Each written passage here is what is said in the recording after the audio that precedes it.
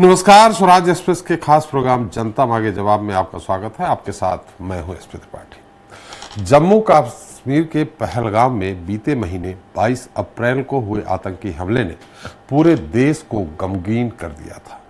इस भयावह हिंसा में 26 पर्यटकों की जान चली गई थी, जिसने हर भारतीय को अंदर तक झकझोर कर रख दिया था।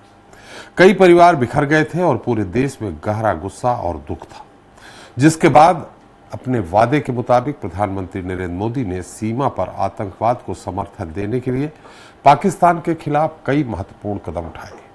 पहलगाम हमले के बाद भारत ने 5 बड़े फैसले लिए, जिसमें सिंधु जल समझौता रद्द करना, पाकिस्तानी सैन्य सलाहकारों का निष्कासन, पाकिस्तानी वीजा पर प्रतिबंध लगाना, अटारी वाघा सीमा क्रॉसिंग को बंद करना, फिर 5वां और सबसे बड़ा फैसला यानी ऑपरेशन सिंदूर की लॉन्चिंग, जिसके बाद भारतीय सेनाओं ने पाकिस्तानी आतंकियों को उनके घर में घुसकर मौत के घाट उतार दिया। पाकिस्तान के हर हमले को निस्तो नाबूद कर दिया, यहां तक कि उनके एयर डिफेंस सिस्टम को भेद कर पाकिस्तानी सेना को मुंह तोड़ जवाब दिया। एक तरफ पाकिस्तान परमाणु बम की धमकी देता रह गया और दूसरी तरफ उसके हर दावे को भारतीय सेना ने पानी पानी कर दिया। आज हम इसी पर चर्चा करेंगे अपने खास पैनल से। आज का मुद्दा है पीएम मोदी की जुबानी पाक हुआ पानी पानी।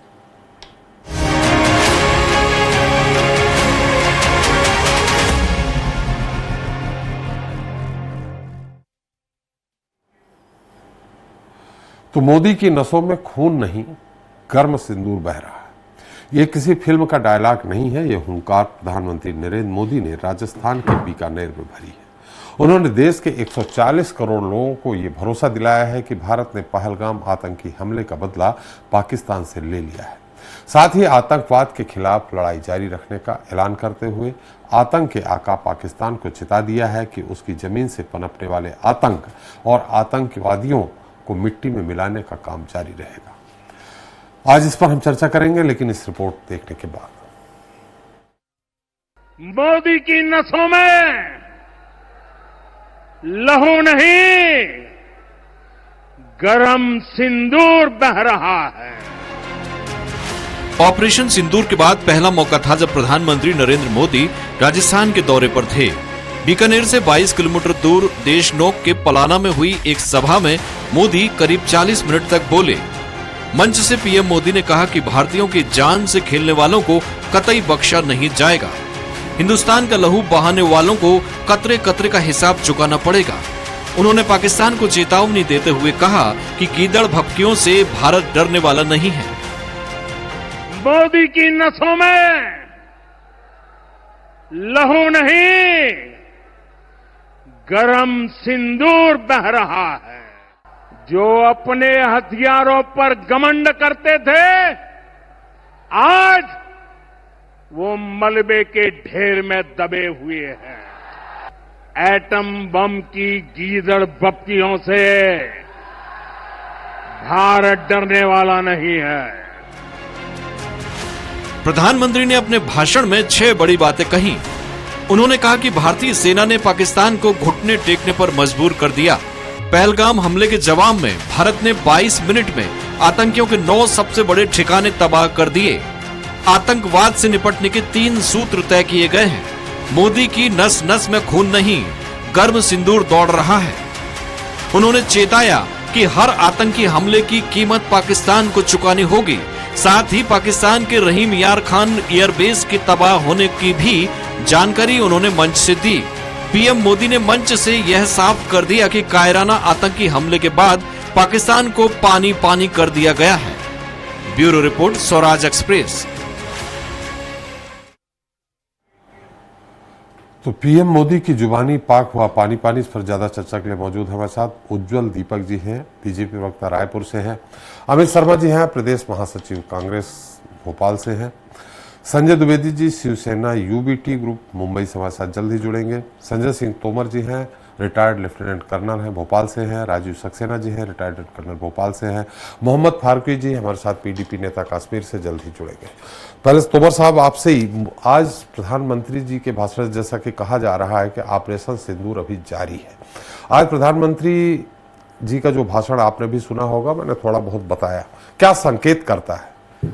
संकेत, ऑपरेशन सिंदूर अभी ऑन है और जैसे मैंने पहले भी बोला था कि ये पाकिस्तान के ऊपर बहुत बड़ा ट्रैप है और इसका जो कॉमन फैक्टर है वो है अटैक ऑन पाकिस्तान और इसका जो एंड प्रोडक्ट है वो है डिस्ट्रक्शन ऑफ पाकिस्तान जी। तो मेरे को लग रहा है कि अब जो है ऑल आउट वॉर होने वाला है पाकिस्तान के ऊपर, कुछ बड़ा होने वाला है और मेरे को लगता है यही संदेश भारत की सरकार ने दिया है और अगर हम ये अटैक नहीं करते हैं तो फिर ये एक हमारे ऊपर एक काउंटर ट्रैप होगा। और जैसे कि मैंने पहले भी बोला था कि पाकिस्तान जो है डायरेक्ट वॉर इंडिया से नहीं लड़ सकता है, वो केवल इनडायरेक्ट वॉर ही लड़ सकता है टेररिस्ट और स्लीपर सेल्स के थ्रू। तो हमको डायरेक्ट वॉर लड़ना चाहिए और हम पाकिस्तान से 100 टाइम्स ज़्यादा पावरफुल हैं और युद्ध शुरू होने के पहले ही मैंने बोला था कि हमको ब्रह्मोस मिसाइल पाकिस्तान के ऊपर फायर करना चाहिए। और ये जो एक छोटा सा जो हमने जो अभी जो ट्रेलर देखा है उसमें हमारे सारे वेपन सिस्टम्स जो हैं वो बिल्कुल वो उनकी टेस्टिंग हो चुकी है और जैसे हमने बोला था कि ब्रह्मोस मिसाइल और जो जैमर्स हैं जो कम्युनिकेशन को जैम करते हैं, रडार को जो जैम करते हैं और जो S-400 मिसाइल सिस्टम जो हमारे पास है और जो रफाल फाइटर एयरक्राफ्ट है, तो हमारी सेना बहुत सक्षम है। और मैं समझता हूँ कि अगर हमको अब पाकिस्तान के ऊपर जो मैंने वैसे भी विनिंग फार्मूला दे रखा है कि उनके जो 20 स्ट्रेटेजिक टारगेट्स हैं उनको चुनकर जो है उसमें एक एक टारगेट के ऊपर हमको 80 ब्रह्मोस मिसाइल फायर करना चाहिए ताकि कारपेट बॉम्बिंग हो जाए और पाकिस्तान जो है घुटनों में आ जाए और पाकिस्तान की जो नेवी है उसको हमको पूरी तरीके से ध्वस्त कर देना चाहिए। और हम सक्षम हैं, हमारी नेवी बहुत पावरफुल है, हमारे पास 2 बैटल कैरियर ग्रुप हैं और हमारे पास न्यूक्लियर सबमरीन्स हैं, ये सब मॉडर्न सबमरीन्स हैं जो कि under water and over water लड़ सकती है। और तो मुझे आज जो भी कुछ समझ में आया है वो यही है कि कुछ पाकिस्तान के ऊपर बड़ा होने वाला है और पाकिस्तान को हमको समय नहीं देना चाहिए क्योंकि अगर आपने दुश्मन को समय दे दिया, वो कोई नया वेपन सिस्टम लेके आ गया तो वो हमारे लिए एक बहुत बड़ी प्रॉब्लम हो जाएगी। तो मुझे लग रहा है कि अब पाकिस्तान के अगर 20 टारगेट के ऊपर जो स्ट्रेटेजिक टारगेट्स हैं जैसे उनके जो नेवी के पोर्ट्स हो गए, एयरपोर्ट्स हो गए, उनके जो पाकिस्तानी एयरफोर्स के जो एयर बेसेस हो गए हैं और उनकी जो स्ट्राइक कोर 1 और 2 है और जो उनका एम्यूनिशन डंप है, पेट्रोल डीजल के जो डंप्स हैं, अगर इनके ऊपर अगर अटैक होता है ब्रह्मोस मिसाइल का 20-20, 80-80 ब्रह्मोस मिसाइल का तो अटैक होता है तो जो पाकिस्तान की जो टैक्टिकल डिप्लॉयमेंट है वो मेल्ट डाउन हो जाएगी और मुझे लगता है कि शायद पाकिस्तान आर्मी भी सरेंडर कर दे। तो अभी हमको पाकिस्तान के ऊपर ऑल आउट वॉर करना चाहिए। थैंक यू जी। राजीव जी, जैसा कि अभी हमारे कर्नल तोमर साहब ने कहा कि आपने सुना ही कि क्या क्या करना चाहिए ऐसा होने पर, लेकिन जो विदेश नीति फिलहाल अभी कह रही है उस विदेश नीति के तहत हमारे साथ खुला समर्थन किसी भी हमारे पड़ोसी देश का या अन्य देश का नहीं आया। इजराइल को थोड़ा बहुत कह सकते हैं, लेकिन उनके हिसाब से तुर्की और लास्ट में चाइना ने भी कहा हम पाकिस्तान के साथ हैं। इन स्थितियों में अटैक करना कितना जरूरी होगा और क्या नुकसान हो सकता है, क्या फायदा हो सकता है, और साथ में मोदी जी का जो अभी उनका जो दिख रहा है, मोदी जी के चेहरे के भाव पढ़ने पे वो अभी भी संतुष्ट नहीं है ऑपरेशन सिंदूर से। नमस्कार, आपके तमाम दर्शकों को भी जय हिंद। सबसे पहले 2-3 चीज़ के बारे में, जैसे आपने शुरू से ऑपरेशन सिंदूर की एक सीक्वेंस बताई, इसमें जैसे हम आगे जाते जाएंगे। सबसे पहले हमने पाकिस्तान के 9 टेरर टारगेट्स के ऊपर अटैक किया जी, डिस्ट्रॉय किया। अगले दिन पाकिस्तान और हमने कन्वे किया कि हमने केवल टेरर टारगेट्स पर स्ट्राइक किया है। अगले दिन पाकिस्तान ने हमारे बॉर्डर स्टेट्स में मिलिट्री इंस्टॉलेशंस के ऊपर, LC के ऊपर कार्रवाई चालू करी जी। अगले दिन जाके और ये कार्रवाई इंटेंसिफाई हुई, जिसमें कि पाकिस्तान ने एक मिसाइल भी फायर करी जो दिल्ली के ऊपर टारगेट थी या उस दिशा में टारगेट थी। उसके बाद हमने अगले दिन 9 एयरफील्ड्स पे अपनी सारी मिलिट्री एक्शन किया, जिसमें कई एयरफील्ड्स, कई इंस्टॉलेशंस काफ़ी डैमेज हुए हैं और उसमें 2 एयरफील्ड्स बहुत इम्पॉर्टेंट हैं। एक रावलपिंडी की जो नूर खान एयरफील्ड है जी रावलपिंडी की जो कैपिटल के साथ में, वहाँ पे ऐसा माना जाता है कि वहाँ पाकिस्तान की न्यूक्लियर कमांड कंट्रोल सेंटर्स हैं, और इसके अलावा काफ़ी स्ट्रेटेजिक उनकी एयरफोर्स के एसेट्स हैं। और दूसरा हमने सरगोदा में जब किया है, जहाँ पे शायद कुछ उनके न्यूक्लियर एसेट्स हाउस्ड हैं या स्टोर्ड हैं।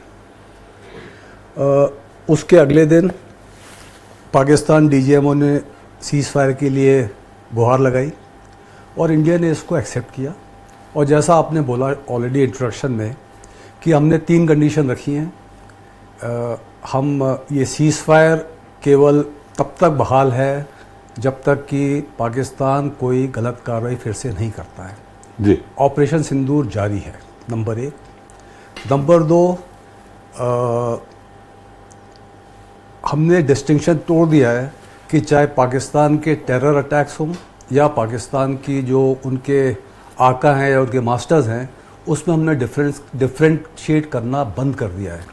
ये हमने एक स्टेटेड पॉलिसी की है। तीसरा, अगर आप देखेंगे 1971 के बाद पहली बार हमने पाकिस्तान के मेनलैंड पे अटैक किया है। इसके पहले अभी तक कारगिल में हमने एलसी क्रॉस नहीं की थी। एलसी क्रॉस नहीं करने से हमें बहुत इंटरनेशनल गुडविल मिला, और उस एक एक्शन से कारगिल के बाद दुनिया में कोई इंडो पाक नहीं बोलता है, सब इंडिया और पाकिस्तान बोलते हैं। इंडिया अच्छा, पाकिस्तान एक टेरर स्टेट या टेरर कंट्री। हमने 16 में उरी के बाद केवल एलसी के नज़दीक के टारगेट्स के ऊपर क्रॉस एलसी एक्शन किया था।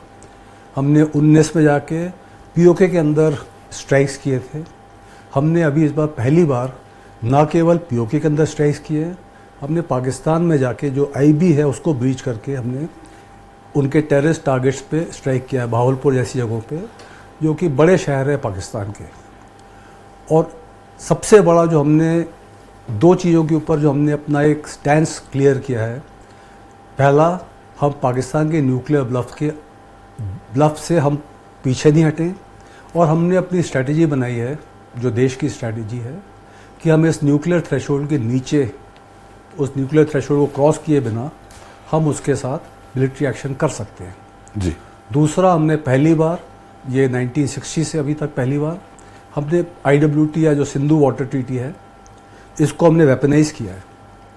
जब तक पाकिस्तान, जो अभी तक पानी के साथ हमारे खास करके JNK का जो एक JNK की बहुत बड़ी परेशानी है कि उसका पानी का हक जो है वो काफ़ी जाता है अभी पाकिस्तान की तरफ। इसको हमने रोकने की कोशिश की है। कई जगह पढ़ने में आ रहा है कि हमारे पास अभी इमीडिएटली इस पर कोई एक्शन करने की काबिलियत नहीं है, पर मैं आपके दर्शकों को बताना चाहूँगा कि जब बारिश के सीज़न में पानी ज़्यादा होता है तो हम उसको कंट्रोल करते हैं, मतलब हमारे पास उतनी कैपेसिटी है उसको रोकने के लिए उस पीरियड में। जब लीन सीज़न आता है, जब पानी ख़त्म हो जाता है गर्मी के समय में, तब उसको पूरा खोल दिया जाता है। अगर हम उस लीन सीज़न में, गर्मी के सीज़न में उस पानी को रोकेंगे तो आप सोचिए, ये पूरा पानी पाकिस्तान के पंजाब में जा रहा है, जो इनका 70% एग्रीकल्चरल प्रोडक्शन करता है, और पंजाब एक तरह से पाकिस्तान का हार्ट है। जब तक हम पंजाब को हर्ट नहीं करेंगे, हमें पीओके को हर्ट करने से ज़्यादा, पीओके से ज़्यादा हमें पंजाब को हर्ट करने से पाकिस्तान के ऊपर असर पड़ेगा। और मुझे एक और चीज़ लगती है कि इस पूरे न्यूक्लियर IWT या सिंधु वाटर ट्रीटी ऑपरेशन का हमने पूरा पैराडाइम चेंज कर दिया है, पर ये ऑपरेशन अभी ऑनगोइंग है। और मुझे ऐसे लगता है कि जब एक मिलिट्री ऑपरेशन चल रहा है तो इसके ऊपर हमें बहुत रैशनली, बहुत सोच समझ के क्या कार्रवाई करनी है, कैसे करना है। और मुझे पूरा भरोसा है कि गवर्नमेंट के पास बेस्ट एडवाइस है, बेस्ट इंटेलिजेंस है, और देश का हित उनके दिल में है। तो वो जो कार्रवाई करेंगे, मुझे लग रहा है कि वो, और आपने एक और चीज़ बोली थी, 1 मिनट और लिखना चाहूँगा मैं, जो आपने हमारी फॉरेन नीति के बारे में बताया है कि शायद हमारे सपोर्ट में खुल के बहुत सारी कंट्रीज़ नहीं आई हैं। इसका एक जगह जगह चल रहा है कि IMF का लोन इस पूरे टाइम पे पास हो गया है, पर हमको इसको ऐसे देखने से, और भी हम ऐसे भी देख सकते हैं इसको, कि IMF का लोन एक अलग इशू है। जिस जिस जगह पे इंडिया ने बातचीत करी है, सबने टेरर को कॉल आउट किया है। जी। और जो अभी आप देखेंगे जो लिस्ट ऑफ कंट्रीज है जहाँ भेज रहे हैं अपने डेलीगेट्स, अभी अगले सप्ताह से भेजना चालू करेंगे, ये सब भी बाहर जा रहे हैं जहाँ पे कि ये लोग हमारी बहुत पॉजिटिव इमेज बनाएंगे और इसका लॉन्ग टर्म में फ़र्क पड़ेगा हमको। जी। थैंक यू जी। उज्जवल जी, हम आपके पास आ रहे हैं, कहीं तो पहले आपसे ले लें जवाब, उसके बाद विपक्ष से लें कि विपक्ष से ले लें फिर आप उत्तर देंगे? उज्जवल जी। नहीं, मैं आखिरी में आऊंगा, कोई दिक्कत नहीं है। जी जी, चलिए अमित जी। सबसे पहले ले लीजिए। जी जी, अमित जी थोड़ा संक्षेप में, आज पीएम के जो स्पीच हुई है आपने भी सुना होगा, नहीं सुना होगा तो पढ़ा तो होगा ही, आ गई होगी वेबसाइट में, और ऐसा लग रहा है कि अभी कुछ बड़ा होने वाला है। अमित जी। देखिए, अभी आपने आदरणीय रिटायर्ड कर्नल सक्सेना जी को और तोमर जी को सुना। निश्चित तौर पे चूंकि भारत पर जब किसी ने आंख उठाने की कोशिश करी, भारत में 65 का वक्त हो, 71 का वक्त हो, या आज का हमारा ऑपरेशन सिंदूर के माध्यम से जो ऑपरेशन सेना ने चलाया, निसंदेह भारत की सेना पर गर्व है। और कोई दो मत नहीं है कि हमारी सेना इतनी शक्तिशाली है कि हम पाकिस्तान जैसे ऐसे कई शहरों को चंद घंटों में, चाहे हमारे पुराने वेपन हो या नए वेपन हो या नए इक्विपमेंट हो या नए हमारे पास फोर्सेस हों, ये सारी चीज़ें हमारे लिए सक्षम है। न केवल पाकिस्तान, बल्कि हमने ऑपरेशन सिंदूर के माध्यम से पाकिस्तान के जो आतंकवादी ढेर हैं उनको ढाने का काम करा, विश्व में संदेश देने का काम करा कि भारत सशक्त पहले भी था इंदिरा जी के समय और भारत आज भी सशक्त है, इसमें कोई दो मत नहीं है। लेकिन आज जैसे ही प्रधानमंत्री जी का बयान सुना कि मोदी जी के नसों में गर्म खून नहीं सिंदूर बह रहा है, निसंदेह इसमें कोई दो मत नहीं है कि इस ऑपरेशन के बाद कोई भी चुनावी रैली प्रधानमंत्री जी करते और नए नए डायलॉग, नए नए शब्द, इस तरीके से बढ़िया सुंदर पगड़ी मेरे देश के प्रधानमंत्री जी ने पहनी और चेहरे से तेज दिखाई दे रहा है कि वाकई में कि जो जब प्रधानमंत्री नहीं थे तो रजत शर्मा जी एक बड़े चैनल के मालिक हैं, उनके पास बैठकर जब भारत युद्ध लड़ रहा था तो ये मेरे देश के प्रधानमंत्री जो आज वर्तमान में है वो ये उदाहरण दे रहे थे वहां बैठ के कि जब पाकिस्तान ने हमला किया था, कुछ लोग घुस गए थे भारत के अंदर, तो वहां कह रहे थे कि ओबामा ओबामा ओबामा करके, इस तरह से कोई एक नाटक करके बता रहे थे वो कि पाकिस्तान को घुस के मारना था। आज लेकिन भारत कर रहा है, वहां भारत अमेरिका के पास गया, ओबामा ओबामा। तो आज वही व्यक्ति जो ओबामा ओबामा कर रहा था वो देश के हमारे प्रधानमंत्री हैं जो सुंदर पगड़ी में दिखाई दे रहे हैं। वो ट्रंप ने 3 बजे इस बात की घोषणा ट्विटर पे कर दी कि सीज फायर हो गया और शब्द लिखा बड़ा शर्मनाक कि व्यापार ठीक चले। सेना के शौर्य को, भारत के पराक्रम को, भारत की परिस्थिति को छोड़कर यह जिक्र नहीं करा कि भारत पराक्रमी देश है। उन्होंने कहा कि व्यापार की साझेदारी को देखते हुए यह सीज फायर मेरे माध्यम से हुआ है। शर्म उसी दिन हमारा सर झुका। लेकिन खंडन ने कर दिया था ट्रंप ने। मैं पूरी देखिए, मैंने नहीं कराया। देखिए, ये नमस्ते ट्रंप वाले लोग हैं, ये खंडन कब कर दें और कब क्या, अभी भी 8-10 बार ट्रंप भी कुछ बोल चुके। कल साउथ अफ्रीका के ट्रंप ने ही कहा कि मैंने नहीं करा। नहीं, देखिए, ये तो ट्रंप ने क्या कहा, ये क्या नहीं कहा, ट्रंप ने ही कहा जो मैं आपको बता रहा हूं, जो सारी मीडिया ने मुझे बताया। अब देश के प्रधानमंत्री जी जब आए तो आपको याद होगा जब हमारा सिंदूर ऑपरेशन चल रहा था, थोड़ा संक्षेप में, सिंदूर ऑपरेशन चल रहा था तो भारत की कुछ मीडिया चैनल क्या कह रहे थे, ये रावलपिंडी पे कब्जा हो गया है, ये इस्लामाबाद पे कब्जा हो गया है, ये यहां पाकिस्तान उड़ा दिया है। ये सब चैनलों में मुंह से उड़ाने का काम कर रहे थे। ऐसे ही आज देश के प्रधानमंत्री ने ये कहा कि मेरी रगों में खून नहीं, वो गर्म सिंदूर बह रहा है। तो मैं कहना चाहता हूं, वो एक लाइन मुझे याद आती है कि चुटकी भर सिंदूर की तुम क्या कीमत जानो मोदी बाबू, जो अपने सिंदूर की रक्षा नहीं कर पा। ये एक पॉलिटिकल स्टंट था। आज जो प्रधानमंत्री जी ने कहा ये सेना का ऑपरेशन है, ये भारत पर बात है, वो चलता रहेगा, लेकिन इसका पॉलिटिकल एडवांटेज सेना के कंधों पर लेने का प्रयास जो मेरे देश के प्रधानमंत्री पहले भी करते आए हैं पहलगांव के बाद, अब पुलवामा में, ये बिहार में दिखाई देगा। चलिए संजय जी आ रहा हूं आपके, फारूकी जी वहीं पे हैं। फारूकी जी, जैसा कि हमारे रिटायर्ड कर्नल तोमर जी और अभी सक्सेना जी ने बताया कि क्या क्या हुआ, और मोदी जी की स्पीच से लग रहा भी कुछ और होने वाला है। आपने तो खुद देखा है बॉर्डर पे क्या हुआ क्या नहीं। आप इस पक्ष में हैं क्या जो मोदी जी के तेवर थे कि कुछ बड़ा हो पाकिस्तान के खिलाफ? फारूकी जी। देखिए, मैं चूंकि जम्मू कश्मीर पीपल्स डेमोक्रेटिक पार्टी से वाबस्ता हूं, हमारा मौक़िफ़ सीधा है कि जंग जो है वो किसी भी मसले का हल नहीं है। हम शुरुआत से ही ये कहते आए हैं कि तमाम तरीके के जितने भी हमारे आपसी मसाइल हैं, तनाज़ात हैं, वो बातचीत के जरिए हल किए जाएं। जंग किसी मसले का हल नहीं, जंग से तबाही होती है, वो दोनों तरफ से होती है, चाहे उस पार हो या इस पार हो, तो तबाही बर्बादी के सिवा जंग से कुछ नहीं मिलता। लेकिन जब जंग शुरू हो ही जाती है, जब जंग स्टार्ट कर दी जाती है, तो फिर उसको फैसला कुन मोड़ तक ले जाना चाहिए था जी। हम जंग के हक में नहीं है, हम बिल्कुल भी, हमारी जमात जंग के हक में इसलिए नहीं है कि जम्मू कश्मीर में उड़ी से लेकर के कठुआ तक, पुंछ, राजौरी, कपवाड़ा के जो बॉर्डर एरियाज हैं, जो हमारा नुकसान हुआ है, जो हमारे लोगों का जानी माली नुकसान हुआ है, उसकी भरपाई अब अगले कई सालों तक नहीं हो पाएगी। तो इसलिए हम हमेशा से जंग की मुखालफत करते आए हैं। लेकिन अब जब भारतीय जनता पार्टी, हमारे मुल्क के प्राइम मिनिस्टर साहब, हमारे मुल्क के होम मिनिस्टर साहब ने जंग शुरू ही कर दी, इतनी बड़ी तबाही हो गई, उड़ी से लेकर कठुआ तक गरीब लोग मारे गए, उनका माली नुकसान हुआ, उनके घर तबाह हुए, उनके बिजनेस एस्टेब्लिशमेंट्स खत्म हो गए मुकम्मल तौर पे, तो फिर बड़े अफसोस की बात है कि आपने जंग शुरू भी की और आपने चंद ही घंटों में उस जंग को खत्म कर दिया अमेरिका के कहने पे। जहां तक आपने शुरुआती जब आपने शुरुआत की डिबेट की, आपने कहा था डिप्लोमेसी की बात की थी, रिलेशंस की बात की थी, तो जब से भारतीय जनता पार्टी की हुकूमत हमारे मुल्क में है, तब से मुझे लगता है कि पूरी दुनिया में बहुत कम मुल्क हैं जिनके साथ इस वक्त हमारे अच्छे रिलेशंस हैं। अगर बांग्लादेश को हमारे मुल्क की मदद की वजह से पाकिस्तान से अलग किया गया था, तो जब यह जंग शुरू हुई पाकिस्तान के खिलाफ, जो ऑपरेशन सिंदूर शुरू किया गया, तो फिर उसके हिसाब से बांग्लादेश को हिंदुस्तान की मदद करनी चाहिए थी।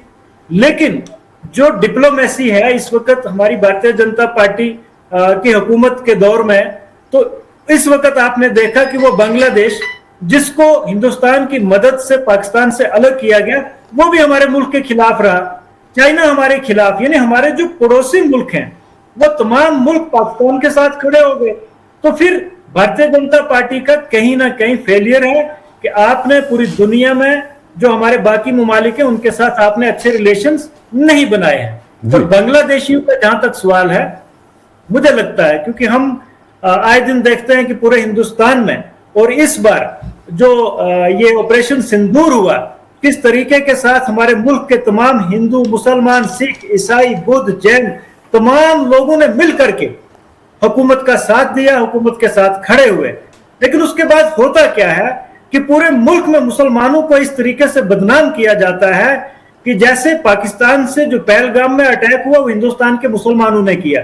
ये बदकिस्मती है। इस तरीके के जो काम इस मुल्क में हो रहे हैं, ये मुल्क को कमजोर करने की एक बहुत बड़ी साजिश है। फारूकी जी, धर्म पूछ के मारना, ये कहां तक उचित रहा? बहुत गलत बात है। जिस तरीके से पहलगाम में धर्म पूछकर मारा गया, इसी तरीके के साथ हिंदुस्तान में मुसलमानों को नाम पूछ के मारा जाता है, जो कि गलत बात है। पहलगाम में जो हुआ बहुत गलत बात है, जो हमारे मुल्क में हो रहा है वो भी बहुत गलत बात है। पहलगाम में हुआ, टेररिस्ट पाकिस्तान से आए, अटैक पाकिस्तान के टेररिस्ट ने किया, और पूरे हिंदुस्तान में कई रियासतों में हमने देखा कि जम्मू कश्मीर के लोग, जो हमारे कश्मीरी बच्चे स्टूडेंट्स हैं, अलग अलग यूनिवर्सिटीज में पढ़ रहे हैं, कॉलेजेस में पढ़ रहे हैं, मजदूर हैं, उनको वहां से बाहर निकाला गया, घसीटा गया, उनकी पिटाई की गई। और मैक्सिमम लोग जो इसमें मुलविस थे वो भारतीय जनता पार्टी के लोग थे। इससे मुल्क कमजोर होता है, ना कि मुल्क मजबूत होता है। मुझे लगता है तरीके से इस बार आपने देखा होगा कि जम्मू कश्मीर की आवाम और खास करके कश्मीरी मुसलमान पहलगाम हमले के बाद सड़कों पे आया है इस हमले के खिलाफ। और जितनी तकलीफ हमें हुई है, मुझे लगता है कि हिंदुस्तान के बाकी लोगों को उतनी तकलीफ नहीं हुई होगी जितनी हमें तकलीफ हुई है। और कई बार मैं टीवी चैनल्स पे बैठे भारतीय जनता पार्टी के कुछ लोगों को देखता हूं, वो ये कहते हैं कि इनको इन लोगों के साथ कोई प्रेम नहीं है, इनको अपना टूरिज्म चाहिए, इनको पैसा चाहिए। टूरिज्म से हमारे जम्मू कश्मीर में सिर्फ 6% रोजगार के मौके जो है वो पैदा होते हैं टूरिज्म से। अगर टूरिस्ट एक भी जम्मू कश्मीर में नहीं आएगा फिर भी हम रोजी खाएंगे। लेकिन ये इंसानियत की बात है, जब इंसानियत का कत्ल होता है तो जम्मू कश्मीर की आवाम, जम्मू कश्मीर का बच्चा बच्चा जो है उसके खिलाफ खड़ा होता है। जी जी जी फारूकी जी, बहुत सही बात कही। संजय जी, आप तो प्रधानमंत्री जी के साथ भी रहे हैं, पार्टी आपकी उनका साथ भी दी है। अब इन स्थितियों में जो आज खून नहीं सिंदूर बह रहा है रगों में, उस पर क्या टिप्पणी करेंगे? आपका उज्जवल जी सुन रहे हैं। उज्जवल जी, हम आपको पर्याप्त टाइम देंगे सभी का उत्तर देने के लिए। जी संजय जी। देखिए, माननीय प्रधानमंत्री जी हमारे आदरणीय प्रधानमंत्री जी हैं, उनके लिए हमारा हमेशा प्रेम रहता है, वो रहता है, ऐसी बात नहीं है। लेकिन प्रधानमंत्री जी की जो बातचीत है या उनके जो भाषण, चुनाव में जो भाषण होते हैं, उसका महत्व आज तक मैं समझ नहीं पाया जी। उसका क्या महत्व रहेगा? मेरी आवाज आ रही है आपको? हाँ, आ रही। मेरे उनका क्या मकसद रहेगा बोलने का और उसका क्या मतलब निकलेगा, ये शायद 11 साल में आता नहीं था। हाँ, बोलने में हमारे प्रधानमंत्री जी बहुत अच्छे हैं। और जहां तक हम सेना की अगर बात करें तो सेना ने 3 युद्ध किए, बांग्लादेश को अलग किया और बांग्लादेश अलग करके उनके 80 से 90 हजार सैनिक पकड़ के हमारी सेना ने किए थे। तो सेना जो कार्रवाई कर रही है उस पर तो कोई भारतीय कोई टीका टिप्पणी नहीं कर सकता है। और मैं चाहता हूं वो कि भारतीय नहीं, प्रधानमंत्री हैं देश के। संजय जी, हमारे के माध्यम से प्रधानमंत्री हैं देश के माध्यम से या किसी माध्यम से, तो सेना के उन जवानों की, उन कर्नलों की बढ़ाई होनी चाहिए, ना कि प्रधानमंत्री की या भारतीय जनता पार्टी की। संजय जी यहाँ रोकेंगे। संजय जी रोकेंगे। संजय जी, मेरी आवाज आ रही हो तो? मंगलसूत्र बिक जाएगा। संजय जी 1 मिनट। मंगलसूत्र बिक जाएगा। संजय जी 1 मिनट। आपने कहा कि प्रधानमंत्री की तारीफ नहीं होनी चाहिए।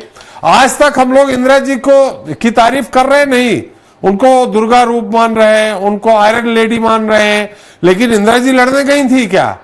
तो हमारे प्रधानमंत्री हैं, हमारी सेना के 100 रुपए इंदिरा जी को मिली थी प्रतिष्ठा। जी त्रिपाठी जी सुन लीजिए, उनकी तारीफ भारतीय जो हमारी जनता है वो करती है, जो हमारे लोग हैं वो करते हैं। अपने मुंह से मुआ मृत्यु नहीं बनते हैं, लेकिन हमारे प्रधानमंत्री जी तो अपने मुआ मृत्यु बनते हैं, हमेशा तारीफ अपनी करते हैं। अरे जो सेना काम है वो सेना करेगी ना। हाँ, इंदिरा गांधी का अगर नाम लिया आपने तो उस समय के सेनापति उस युद्ध को नहीं चाह रहे थे, ये शायद आप सच निकलवा लीजिएगा। उस समय जो सेनापति थे उन्होंने युद्ध के लिए मना किया था कि साहब हम युद्ध नहीं कर सकते। उन्होंने पूरा विपक्ष का साथ लिया, माननीय अटल बिहारी वाजपेयी का साथ लिया। अटल बिहारी वाजपेयी ग्वालियर में थे, वहां से उनको बुला के उनका साथ लिया। एक उन्होंने परंपरा बनाई और उसके बाद उन्होंने युद्ध लड़ा और उस युद्ध में हमारी जीत हुई, सेना की जीत हुई। लेकिन आज क्या है, कभी किसानों के काले कानून आ जाते हैं और साहब हम उनको लागू कर रहे हैं, कभी नोटबंदी कर दी, भ्रष्टाचार, हमारा आतंकवाद खत्म हो जाएगा। तो ये भाषण दिए जा रहे हैं ना। मैं फिर कह रहा हूं आपसे त्रिपाठी जी, भाषण की जगह अगर हम कार्य करें जैसे हमारे अन्य प्रधानमंत्रियों ने किए। आज 75 साल हमारा देश आजाद है, 11 साल निकाल दीजिए, क्या देश में सेना के लिए कुछ नहीं हुआ? क्या सुई से लेके आज हमारे एरोप्लेन नहीं बन रहे देश में? कोयले के इंजन चलते थे, क्या हमारे बिजली के इंजन नहीं चल रहे? क्या रेलगाड़ी बिजली नहीं चल रही है? तो जो प्रधानमंत्री बनेगा उसको देश के बारे में अपना विचार रखना पड़ेगा। देश की सुख समृद्धि कैसे बढ़े उसके बारे में सोचना पड़ेगा, ताकि हम अपनी बनाई। आपने कोरोना आया, कोरोना काल में जो बनाई गई वैक्सीन, उसमें प्रधानमंत्री जी का नाम डाला। या इससे पहले जितनी वैक्सीन बनी हो आप याद कर लिए, चेचक हुआ, हैजा हुआ, तमाम ऐसी बीमारियां थी जिनका मैं नाम लेना चाहता हूँ। क्या किसी प्रधानमंत्री ने अपनी फोटो लगाई या अपना काम किया? आप बिहार चुनाव में प्रचार करने गए, वहां इस तरह की बयानबाजी मैं तो नहीं समझता हूँ। ये सब चुनाव स्टंट है। जैसे पुलवामा में क्या हुआ 2019 को आप याद हो, 44 सैनिक हमारे मरे, लोकसभा चुनाव होने जा रहा था, माननीय प्रधानमंत्री जी अपने मुंह से उन शहीदों के लिए वोट मांग रहे थे। तो क्या राजनीति सही है? मैं तो समझता हूँ भाई, जिस देश का नागरिक है उस देश के नाम, आज सोशल मीडिया भी तेज है, आप एक जरा से काम करेंगे पूरी सोशल मीडिया में आ जाता है कि साहब आज हमने ये काम किया। तो अगर आप काम करेंगे तो लोग देखेंगे। लेकिन आप बोल के कि साहब मैं सिंदूर, मैंने क्या शब्द बोला? सिंदूर मेरी रगों में खून नहीं, बल्कि सिंदूर है, गरम खून नहीं, गरम सिंदूर बह रहा है। प्रधानमंत्री चुनाव में तब क्या हुआ था? मंगलसूत्र बेचा जा रहा था, गाय भैंसे खोलने की बात हो रही थी, ये तमाम चीजें ऐसी हैं जी। तो चुनाव प्रचार में देश की आन बान शान के लिए इस तरह की बात करना मेरी समझ में उचित नहीं है। चलिए उज्जवल जी, बहुत सब लोगों को आपने सुन लिया है, मेरे लिए सवाल करने का प्रश्न ही नहीं उठता है, लेकिन कुछ बड़ा होने वाला है ऐसे हमारे रिटायर्ड कर्नल लोग कह रहे हैं। लेकिन विपक्ष की भावनाएं क्या है और विपक्ष क्या आरोप लगा रहा है वो आपने सुन लिया है। अब आप क्या कहेंगे? त्रिपाठी जी नमस्कार। जी, आदरणीय राजीव जी, संजय सिंह जी को मेरा जय हिंद, जय भारत माता की जय, वंदे मातरम जी, और बाकी सारे प्रवक्ताओं को मेरा नमस्कार जी। आपको रिवर्स आवाज आ रही क्या? आप बार बार रुक जा रहे हैं। जो भाषण दिया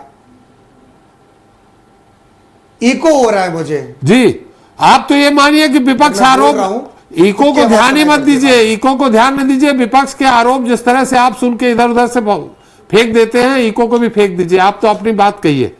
देखिए आज प्रधानमंत्री मोदी जी ने बहुत अच्छी बातें कही हैं, हम सबने सुना है जी। और उन्होंने कहा कि जब सिंदूर बारूद बन जाता है जी तो क्या हाल होता है, ये पूरी दुनिया ने देख लिया जी। मुझे आश्चर्य होता है कि सेना के दो बात कर रहे थे पर किसी ने उस पर ध्यान नहीं दिया कि हमने क्या अचीव किया है, ध्यान नहीं दिया जी कि हमने क्या अचीव किया है, कैसे दुनिया को बता दिया, कैसे पाकिस्तान को बता दिया जी। मैं आदरणीय अमित शर्मा जी प्रवक्ता, आज उनके द्वारा मुझे मालूम चला कि इंदिरा जी खुद तोप में जाके बॉर्डर में जाके लड़ाई करती थी, खुद ही विमान उड़ाती थी, खुद ही राइफल चलाती थी। 65 और 71 इंदिरा जी ने जीता, ऑपरेशन सिंदूर सेना ने चलाया। इंदिरा जी की जीत हुई, हमारे मोदी जी की विफलता हुई, ऐसे वो आरोप लगा रहे हैं। मेरे को आपका सादर प्रणाम है शर्मा जी। राजनीतिक लड़ाई लड़ लीजिए, पर देश की जनता सब कुछ देख रही है, पढ़ रही है और सुन रही है। यहां राजनीतिक लॉजिकल आप समझ में आ रहा होगा कि आप बोल रहे हैं अपने पार्टी के लिए, लेकिन जरूरी नहीं है कि वो सही भी हो। जनता सब देख रही है। चलिए, संजय जी ने और हमारे फारूकी जी ने कश्मीर से बांग्लादेश साथ में नहीं आ रहा है।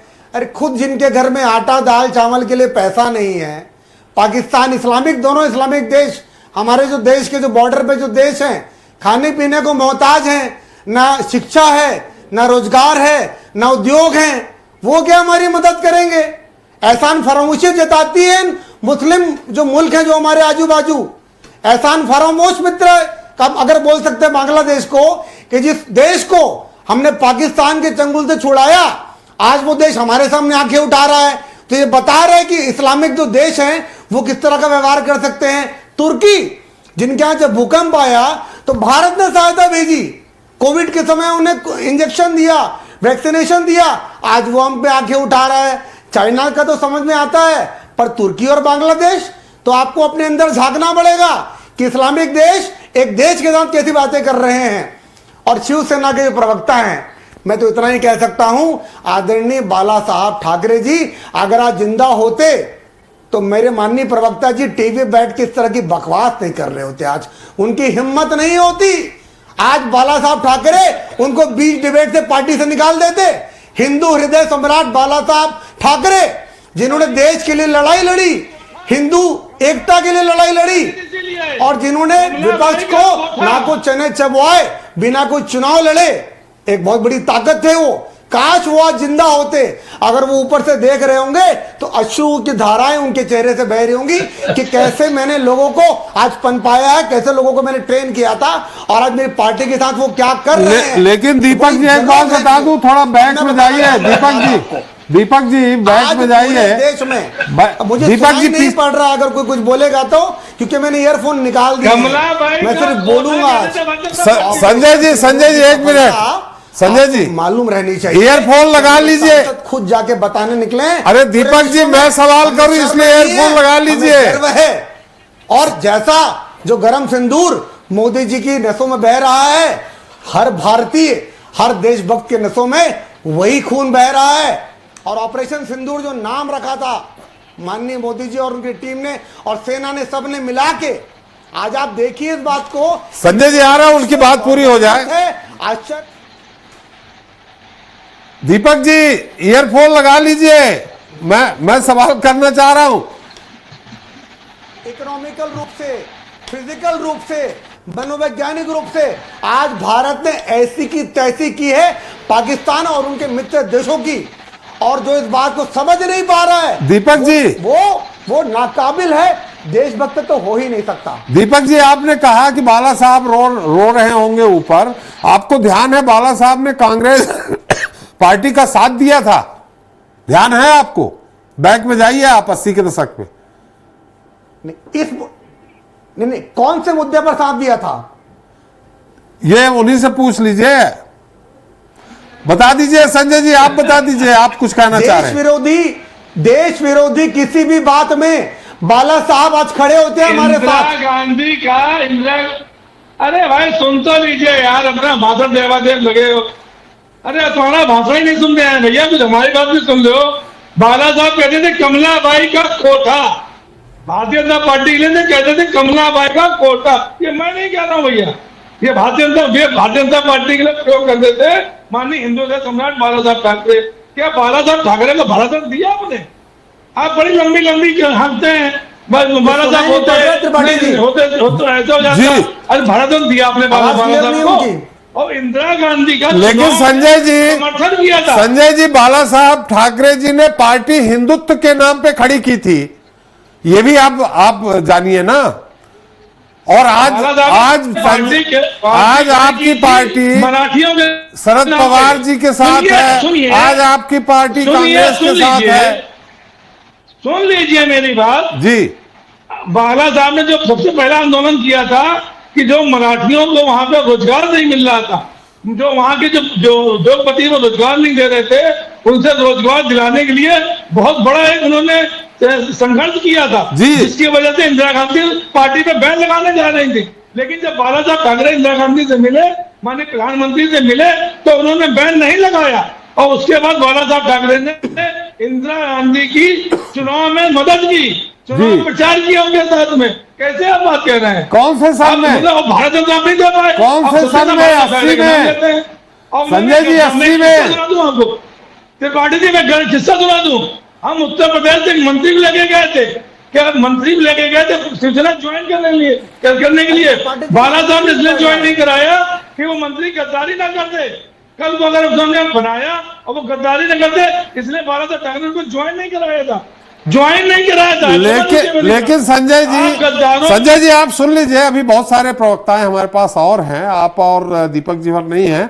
बात यहां यह है कि जो पार्टी जिस नींव पे खड़ी है वो उस नींव को ही आप लोगों ने हटा दिया, फाउंडेशन ही हटा दिया। उठाती बताइए ना।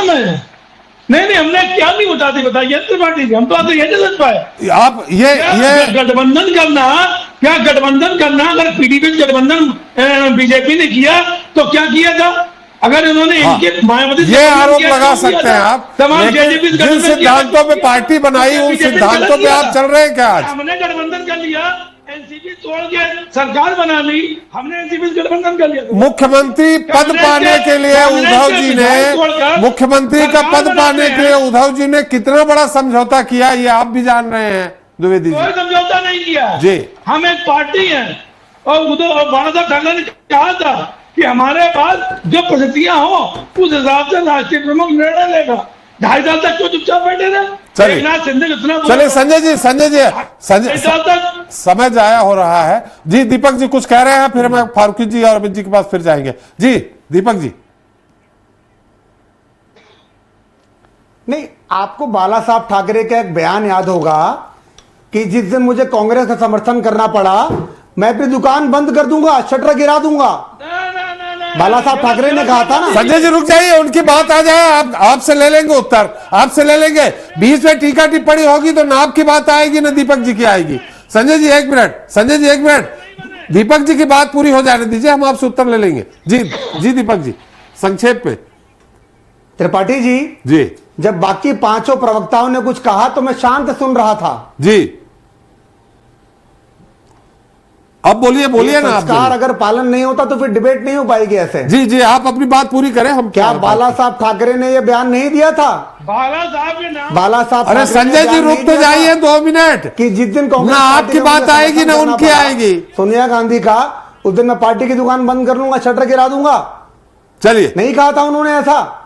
चलिए दीपक जी, राजनीति में गठबंधन टूटते रहते हैं, बनते रहते हैं। वो अलग बात होगी जब उन्होंने कभी इंदिरा गांधी का समर्थन किया होगा, पर आज पाकिस्तान के खिलाफ अगर कोई बात हो रही है, युद्ध हो रहा होता, तो आप भी जानते हैं बाला साहब ठाकरे ने क्या किया होता। अगर उनकी सरकार भी होती कांग्रेस पार्टी के साथ, तो वो विचारधारा के साथ खड़े होते और उस सरकार के साथ खड़े होते जो पाकिस्तान के खिलाफ युद्ध कर रही है, चाहे वो कांग्रेस की सरकार होती चाहे भाजपा की सरकार होती। मैं दावे के साथ कह सकता हूं। दीपक जी, संजय जी बहुत संक्षेप में, क्योंकि बहस आप दोनों लोगों के बीच में सीमित हो जाएगी। सोनिया गांधी जी 2004 में प्रधानमंत्री जब बनने जा रही थी, जिसका विरोध माननीय बाला साहब ठाकरे ने किया था कि सोनिया गांधी को प्रधानमंत्री नहीं बनना चाहिए, जिसका विरोध शरद पवार जी ने भी किया था और लोगों ने भी किया था, और माननीय सोनिया गांधी प्रधानमंत्री नहीं बनी। इसके बाद जो बात उन्होंने कही थी, बात खत्म हो गई। देखिए संजय जी, वो सबसे पहले मुलायम सिंह जी ने किया था, विदेशी मूल की सोनिया गांधी जी। संजय जी अब हम लोगों का सवाल भी सुन लीजिए, आप सिर्फ अपनी बात कह रहे हैं, तो प्रधानमंत्री बन सकते थे। नहीं, आप गलत कह रहे हैं संजय जी। सबसे पहले मुलायम सिंह जी ने विरोध किया था। मुलायम सिंह जी ने कहा था कि विदेशी महिला को हम प्रधानमंत्री स्वीकार नहीं करेंगे। बाला साहब ठाकरे, शरद पवार, मुलायम सिंह यादव, ममता बनर्जी, तमाम लोगों ने विरोध किया था। तो प्रधानमंत्री कहाँ बनी वो? शुरुआत चलिए, खत्म हो गया। एक मिनट में फिर अमित जी के पास है। अमित जी देखिए त्रिपाठी जी, अभी मेरे भारतीय जनता पार्टी के विद्वान साथी को आज ही पता चला कि वो प्लेन पर बैठकर पाकिस्तान के 2 टुकड़े इंदिरा गांधी करने गई थी, तो ये बातों में गर्म, उनकी नसों में सिंदूर या बहाव नहीं बह रहा था। उन्होंने कर कर बताने का काम किया, पाकिस्तान के 2 टुकड़े करने का काम किया। यहां बैठे हुए यूएस के, अमेरिका के राष्ट्रपति को बात मानने का काम नहीं करा, उसकी सेना को मुंह तोड़ जवाब देने का, नसमस्तक कराने का काम नहीं करा। इसलिए वो इंदिरा गांधी थी, आज उसे इसलिए याद किया जाता है। लेकिन आज जो हम भारतीय जनता पार्टी के लोग हर व्यक्ति को राष्ट्रद्रोह बताते हैं, मैं बताना चाहता हूं कि सेना के बारे में अनर्गल बात करने वाले मध्य प्रदेश शासन में मंत्री विजय शाह आज भी मंत्री बने हुए हैं। त्रिपाठी जी, जगदीश देवड़ा उप मुख्यमंत्री आज भी मुख्यमंत्री बने हुए हैं, और कई विधायकों ने, भारतीय जनता पार्टी के लोगों ने कहा, आप लोगों ने चैनल पे दिखाया कि भारत का सीज फायर अमेरिका के कहने पे हुआ है। ये कोई और नहीं कह रहा है, ये आपकी पार्टी के लोग कह रहे हैं। उनकी नसों में कौन सा खून या गद्दारी का पानी बह रहा है, यह आपको तय करने की जरूरत है। और रही बात लोगों के बयानों की, तो माफ करिएगा, मेरे देश के प्रधानमंत्री विदेश में जाके न जाने ये कहते थे कि मैं बदकिस्मत हूं कि भारत में पैदा हुआ, और न जाने क्या क्या शब्द उन्होंने बात करी। मैं उन बातों को करना नहीं चाहता। मैं सिर्फ इतना जानता हूं कि सेना के शौर्य और पराक्रम पर राजनीति जो मोदी जी करते आए, रेलवे टिकट जारी हो रही है, उसमें मोदी जी का फोटो हो रहा है। अरे भाई, ऑपरेशन सिंदूर का डर जो है, ये क्या टिकट पाकिस्तान में दिखाई दे रही है? ये पाकिस्तान की ट्रेनों में चलेगी टिकट, भारत में चलेगी। भारत की सेना शूरवीर है, इसमें आपका फोटो लगाकर, अच्छी पगड़ी पहनकर, हमें पता था, ये मौका था हमारी सेना के पास पीओ को छीनने का और पाकिस्तान को इस बार और 2 टुकड़े करने का, जो मोदी जी ने कहीं ना कहीं चूक गए। इसीलिए शब्दों पर ये गोली चलाने का, शब्दों की वाण देने का काम जो अब चुनावी रैली में मोदी जी करेंगे, ये चलता जाएगा। चलिए, एक सवाल है, हाँ, मैं संजय जी से करना चाहता हूं कि अब आगे क्या होना चाहिए, और क्या करना चाहिए। जो ऑपरेशन सिंदूर है, ये संजय जी से काहे को या फारूकी जी से पूछिए, संजय जी, फारूकी किसी जी से कोई भी पूछिए। इसका रिप्लाई दे दे कि आगे क्या होना चाहिए और क्या करना चाहिए हमें। चलिए फारूकी जी संजय जी आपको बहुत समय ले लिया है, बाकी सब हमारे प्रवक्ता चुपचाप बैठे हैं, लेकिन चलिए आप ही बता दीजिए संक्षेप में, बहुत एक लाइन में संजय जी। देखिए, सबसे ज्यादा जरूरी है, जो सबसे ज्यादा दिक्कत हो रही 17 सालों में, सेना की मिलिट्री पाकिस्तान की और आईएसआई, पीओके को अगर हम कब्जा कर, जो इस समय बहुत सही बात अभी कांग्रेस प्रवक्ता ने कहा है कि पीओके को छीन लेना चाहिए, तो शायद हम बहुत बड़ी जीत सकते हैं। ये हमें नहीं सोचना, ये देखिए हमारे प्रधानमंत्री जी को ये बात विचार करना है, क्योंकि इससे पाकिस्तान को मिलिट्री को दबाए और आईएसआई को दबाए और पीओके पे कब्जा करे। बस हम तो इतना कहना चाह रहे हैं।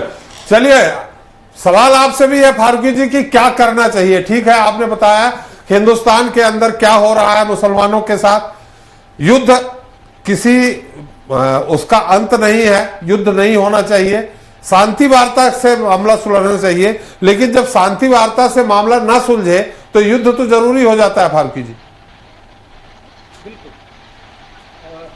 हमारा यही मौक़िफ़ है कि जंग नहीं होनी चाहिए, लेकिन जब जरूरत आ जाए कि अब जंग ही लाजमी है, जंग के बिना दूसरा कोई भी चारा नहीं है, तो फिर सबसे पहले हमारे मुल्क के प्राइम मिनिस्टर साहब, होम मिनिस्टर साहब, जो भी हमारी वक्ती हुकूमत हो, वो चाहे भारतीय जनता पार्टी की हो, चाहे कांग्रेस पार्टी की हो, किसी भी जमात की हो सकती है, उनको सबसे पहले पूरी दुनिया में अपने रिलेशंस बेहतर बनाने चाहिए, अपने मुल्क के अंदरूनी हालात को भी बेहतर करना चाहिए। जो इस वक्त हालात हमारे हैं इस वक्त हमारे मुल्क में, हमें आपसी भाईचारे को और मजबूत करना चाहिए। नहीं तो जिस तरीके से हमारी आर्म्ड फोर्सेस जरूर बॉर्डर्स के ऊपर लड़ते हैं, उनमें ताकत है, क्षमता है, वो लड़ सकते हैं, वो किसी भी तरीके से पाकिस्तान पे अगर अटैक करते हैं तो वो जीत हासिल कर सकते हैं। लेकिन जब हमारी आर्म्ड फोर्सेस बॉर्डर्स पर लड़ाई कर रही होती है तो उस वक्त भारतीय जनता पार्टी के लोग पूरे मुल्क में हिंदू मुसलमान कर रहे होते हैं,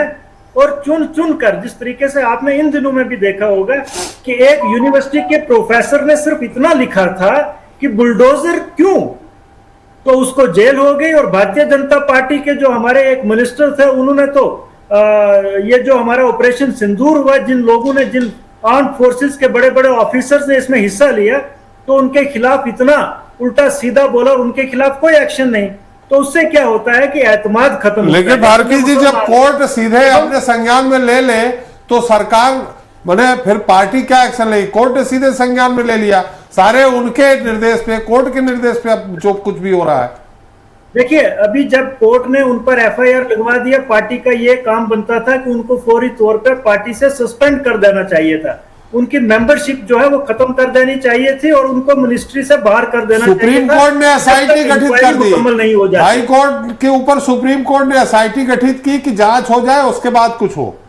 मतलब जहां तक त्रिपाठी जी, जहां तक कुछ भी अनर्गल बोलते रहे वो सेना के खिलाफ, देश के खिलाफ, वो सच बने रहे और हम इंतजार करेंगे सुप्रीम कोर्ट तय करे। तो मोदी जी और भारतीय जनता पार्टी क्या करेगी? अमित जी, कोर्ट जब तक वो कुछ करते हैं, हाई कोर्ट ने स्वतः संज्ञान ले लिया, फिर तो निश्चित आदमी जाएगा सुप्रीम कोर्ट। सुप्रीम कोर्ट ने एसआईटी गठित कर दी, भद्दी टिप्पणियों के साथ सुप्रीम कोर्ट ने कहा है, और ये कहा है उस पूरी रूलिंग में सुप्रीम कोर्ट ने कि ये भारतीय जनता पार्टी के दल को तय करना चाहिए था क्या करना है। ये देशद्रोह के नेतृत्व में, देशद्रोह, ये आपने रूलिंग में कहां पढ़ लिया? ये नहीं, हमने आज पढ़ी है पूरी देशद्रोह की बात है, और तत्काल उसको भारतीय जनता पार्टी को हटाना चाहिए। अगर नहीं हटाए तो शिवराज, अभी हाल ही में कैबिनेट हुई है इंदौर के अंदर, क्यों विजय शाह को नहीं बुलाया? अभी वो कैबिनेट, ये आप कहां से बोला? इसीलिए नहीं बुलाया, अमित जी, मुद्दा दूसरा जा रहा, इसीलिए नहीं बुलाया क्योंकि भारतीय जनता पार्टी शर्मसार है, ये देश को जवाब नहीं दे पा रही। मुद्दा कहीं और जा रहा, हमारा मुद्दा कहीं और है। प्रधानमंत्री जी का भाषण,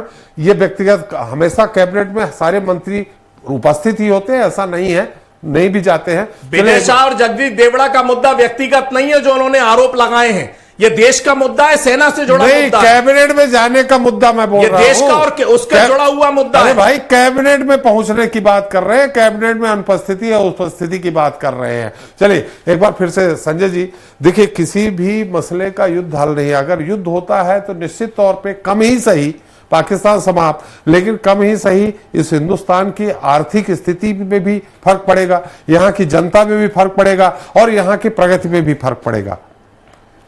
संजय जी, बहुत संक्षेप में। तोमर जी, आप इस सवाल देखिए, अगर हमको तो युद्ध करना पड़ेगा, बिकॉज युद्ध के बिना पीस नहीं होगा। तो ये तो बिल्कुल है, इसमें कॉमन फैक्टर है अटैक ऑन पाकिस्तान। और अगर हमको पीओके चाहिए और हम चाहते हैं कि पाकिस्तान के हम 4 हिस्से करें। संजय जी, हम तोमर, लेफ्टिनेंट कर्नल तोमर जी से हम बात कर रहे हैं, उनसे सवाल किया। ओके, तो हमको क्या करना है कि पाकिस्तान का पूरा कम्युनिकेशन जैम कर देना है, जैसे कि हमारे पास जैमर्स हैं और हमने किया है अभी। उनके पूरे जो रडार सिस्टम को हमको कंफ्यूज कर देना है और उनके जो स्ट्रेटेजिक टारगेट्स हैं उनके ऊपर हमको ब्रह्मोस मिसाइल फायर करके। मैंने सवाल ये किया है कि अपना भी आर्थिक प्रगति रुक जाएगी, दूसरी प्रगति रुक जाएगी अगर युद्ध होता है तो? नहीं, प्रगति बढ़ेगी। अगर पीओके हमारे पास आ जाता है और पाकिस्तान के 4 हिस्से हो जाते हैं तो हमारी इकोनॉमी दिन दुगनी रात चौगनी तरक्की कर जाएगी। हमारा जो स्टॉक मार्केट का जो सेंसेक्स है वो 1 लाख पॉइंट्स क्रॉस कर जाएगा। तो इसमें इकोनॉमिक बेनिफिट है। अब हमको रुकना नहीं चाहिए और हमारे पास पूरा असला है, हमारे पास मॉडर्न वेपन सिस्टम्स हैं। वो आपने और पहले कह पाकिस्तान दिया। का जो एयरफोर्स है वो अब इंडिया में आ नहीं सकता है, क्योंकि हमारे पास रफाल फाइटर जेट्स हैं जो कि one of the best air defence fighter aircraft हैं। उनके पास लॉन्ग रेंज BVR मिसाइल है। ये आपने बिल्कुल कहा युद्ध हो, पाकिस्तान समाप्त हो जाए। हमने आपसे सवाल ये किया कि आखिर भारत को भी तो नुकसान होना है। कोई नुकसान नहीं होगा, दिन दुगनी रात चौगनी इकोनॉमिक ग्रोथ होगी। जो हमारा 5% का GDP ग्रोथ है वो 8-9% हो जाएगा। हम एक्सपोर्ट कर सकेंगे। और अगर हम पाकिस्तान को डिस्ट्रॉय कर देते हैं, उनका इंपोर्ट एक्सपोर्ट बिल्कुल बंद कर देना चाहिए। और मैं नहीं समझता हूं कि पाकिस्तान लड़ सकता है। और ये जब 4 हिस्सों में पाकिस्तान डिवाइड होगा तो वो इंडिया से ही इंपोर्ट करेंगे, इंडिया को एक्सपोर्ट करने का मौका मिलेगा। और अगर पीओके इंडिया का हिस्सा बढ़ जाएगी और पूरी चारों तरफ तरक्की होगी और आप देखिएगा stock market 1 lakh point cross कर जाएगा। चलिए, इस मुद्दे पे आप क्या कहते हैं सक्सेना साहब, जो हमने सवाल तोमर जी से किया? जी, तो जब 10 तारीख को हमने सीज फायर एक्सेप्ट किया है तो हमने बोला है कि हमारे आज की तारीख में नेशनल ऑब्जेक्टिव आज की तारीख में अचीव हुए हैं। और तब जाके हमने एक्सेप्ट किया है, पाकिस्तान ने जब गुहार किया था कि सीज फायर का रिक्वेस्ट किया है। और शायद एक नेशनल स्ट्रेटजी, नेशनल पॉलिसी हम यहाँ पे हम सब अपने व्यू पॉइंट्स दे रहे हैं, पर जो डिसीजंस हैं वो वही लोग ले पाएंगे, अच्छे डिसीजंस जिनके पास तमाम इंफॉर्मेशन, तमाम इंटेलिजेंस और तमाम रियलिटीज़ का, जिनके ऊपर जिम्मेदारियाँ इन बातों की। जी, तो मुझे लग रहा है कि शायद जो कुछ भी आगे होगा, हमने आगे कल क्या होगा ये ना ऑपरेशन ख़त्म हुआ है ना ऑपरेशन हम तुरंत अभी चालू कर रहे हैं।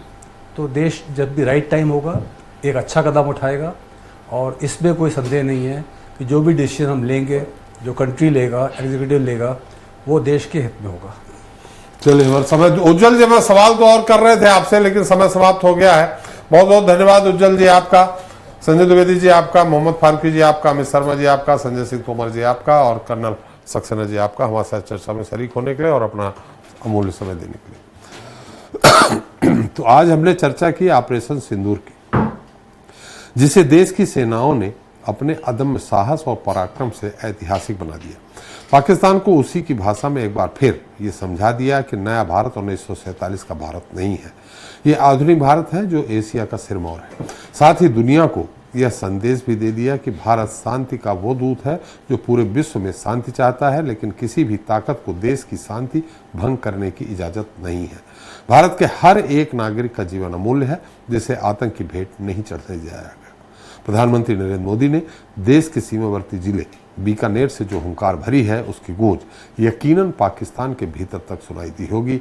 लेकिन फिर भी अगर इस चेतावनी को पाकिस्तान नहीं समझता है तो इसे उसकी बदकिस्मती ही कहा जाएगा। आज के लिए इतना ही। नमस्कार।